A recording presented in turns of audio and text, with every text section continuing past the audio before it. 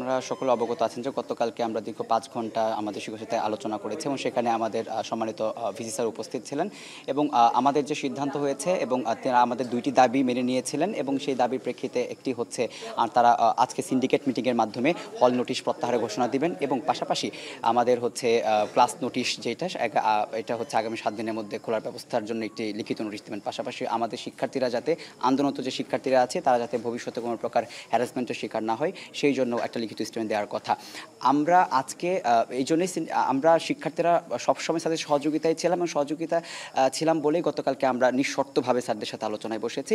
কিন্তু আজকে যেই সিন্ডিকেট মিটিং ১২টার দিকে বসার কথা সেই সিন্ডিকেট বসেনি এবং আমরা হচ্ছে বিকাল ৫টার পর এই ২টি দাবির পক্ষে কোনো লিখিত স্টেটমেন্ট পাইনি। হ্যাঁ, আমরা আসলে আমি যেটা বলেছি ৬টি দাবির পক্ষেই সেখানে আমাদের মতামত উত্থাপন করেছে এবং স্যাররা শুনেছেন। আমাদের আরেকটি যে দাবি ছিল যেটি আমরা সেখানে খুব ইম্পর্টেন্স দিয়ে উল্লেখ করেছি যে আমাদের উপর যে বহিরাগতদের হামলা হয়েছে সেই বিষয়ে যে তদন্ত কমিটি গঠন করা হয়েছে সেই তদন্ত কমিটিকে পুনর্গঠন কিংবা রিফর্ম করে সেই হামলাকারীদের দৃষ্টান্তমূলক শাস্তির আওতায় আনতে হবে এবং এখানে শিক্ষার্থীদের উপর কোনো প্রকার হেনস্থা যাতে করা না হয় সেই জন্য একটি লিখিত স্টেটমেন্ট দেওয়া লাগবে। আমরা সেই দাবি উত্থাপন করেছি এবং আমরা একটা যদি ক্লিয়ারিফাই করতে চাই সেটি হচ্ছে আমাদের এই আন্দোলন কিন্তু এখন ২ ফ্যাকাল্টির মধ্যে নেই, এটি পুরো ভার্সিটির আন্দোলন। সুতরাং আদার্স যে আরও ৪টি ফ্যাকাল্টি রয়েছে তাদেরকে আমরা পরিষ্কারভাবে বলতে চাই গতকালকে কিন্তু আমাদের সকল দাবির প্রেক্ষিতে আলোচনা হয়েছে এবং হামলাকারীদের বিষয়ে যাতে দৃষ্টান্তমূলক শাস্তির ব্যবস্থা না যায় সেই বিষয়ে আমরা আলোচনা করেছি।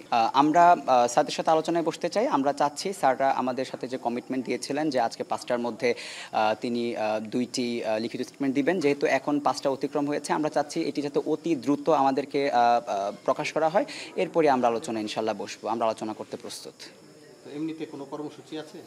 আমরা এখনো কোনো কর্মসূচিতে যাইনি। আমরা সকলের সম্মতিক্রমে সিদ্ধান্তক্রমে আমরা সেটি পরবর্তীতে আপনাদেরকে জানাবো।